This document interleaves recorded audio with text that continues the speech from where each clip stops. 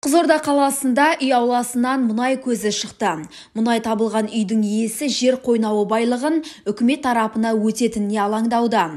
Өз мүддесін қорғауға республикалық партияға жүгінген азамат қазіргі таңда тәуелсіз эксперт мамандарын жалдап қойған. Оқиға орнынан тілшіміз. Мен негіз туалетте отқан адам. Отырым, күттіммен жарыс бірдеңе деп бірдеңе дауыс шығып жатыр. Жаймен тыңдасам, даладан шығады жаңа. Шықсам мұнай бұрқылдап жерге симай жатырген, мұнайға бай жерім Қызылордамай деп қуанып кеттім. Сөйтіп бірден республика партиясына звондадым. Жерімді мұнай сунаймен бір алып қояр деп. Әйтеуір мүддемді қорғап береді ғой.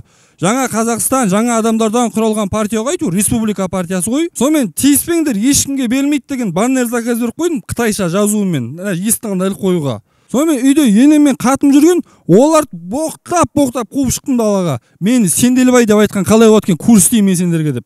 Сонау не айғай, не шу деп участковый келіп тұрген, онта ит десін басына қылып қуып шықтым. Ты не мой уровень, мен сен бастығыңмен сөйлесем дедім. Одан жаңа бір карточный долгым бар еді. Мен үй таппай жүрген, адрес таппай жүрген. Соларға звондадым. Ишак дедім. Тез жет үйге, адрес осындай дедім, короче.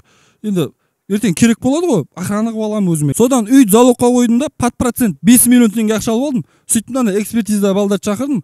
Қазір мұнай деген қағаз жазып береді, сосын өмірі басталады. Мені жолы болмайтын неудачник дейтін едіңдер ғой. Міне атак. Ағаларың енді жұмыс іздемейді.